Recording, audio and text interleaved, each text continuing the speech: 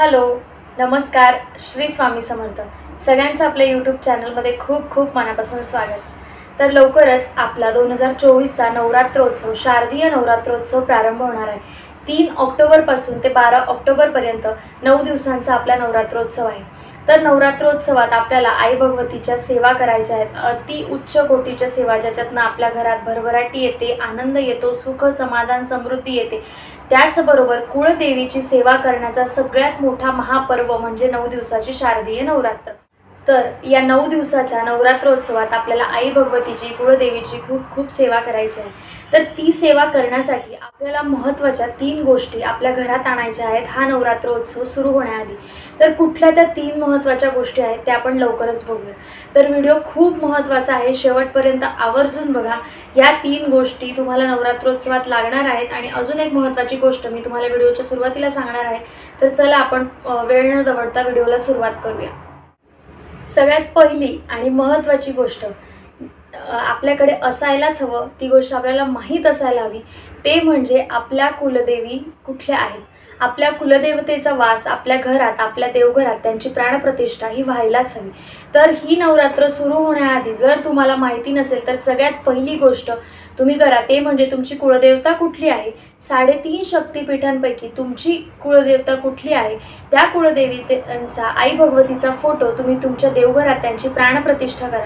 तर नवरात्र सुरू होण्याआधी जी कुठली तुमची कुलदेवता असेल त्यांचा फोटो, त्यांची मूर्ती, त्यांचा टाक, जे काही तुमच्या रीती म्हणजे परिवारातील चालीरीतीप्रमाणे असेल तर ती सगळ्यात महत्त्वाची गोष्ट तुम्हाला तुमच्याकडे करायची आहे हा नवरात्रोत्सव सुरू होण्याआधी. ते म्हणजे तुमच्या कुळदेवतेची स्थापना ही तुमच्या घरात वास्तूमध्ये असायला हवी. अर्थातच तुम्ही देवघरात त्यांची स्थापना करू शकता.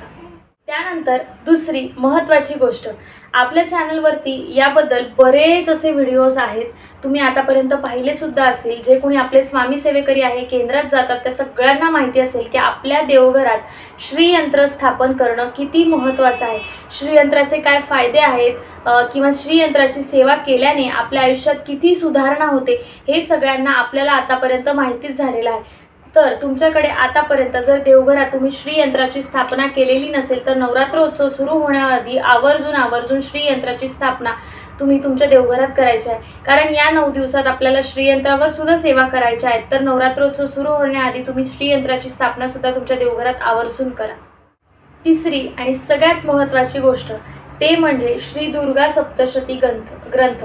तर या 9 दिवसाच्या कालावधीमध्ये आपण कुठली सेवा करो न करू पण अति उच्च कोटीची ही सेवा श्री दुर्गा सप्तशती पारायणाचे 14 पाठ आपल्याला या काळात करायचेच असतात. तर हा ग्रंथ आवर्जून तुम्ही खरेदी करा.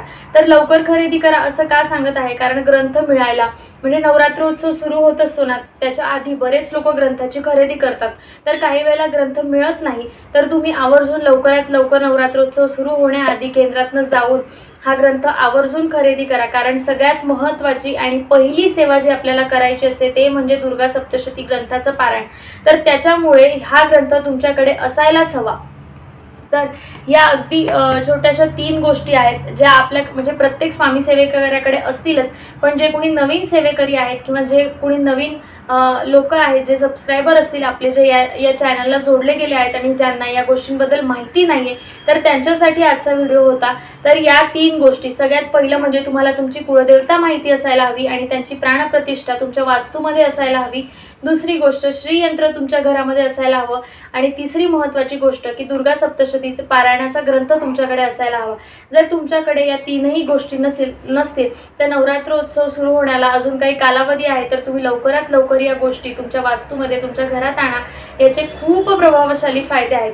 आणि यांच्यावरती सेवा कशा करायच्या, श्रीयंत्रावर सेवा कशा करायच्या किंवा दुर्गा सप्तशती ग्रंथाचं 14 पारायण आपल्याला नवरात्रोत्सवात कसं करायचं आहे याचे सविस्तर व्हिडिओ आपल्या चॅनलवरती येणार आहे. तर आपल्या चॅनलला सबस्क्राईब करायला विसरू नका. आणि आजचा व्हिडिओ तुम्हाला आवडला असेल तर आवर्जून व्हिडिओला लाईक करा, शेअर करा आणि सबस्क्राईब करा.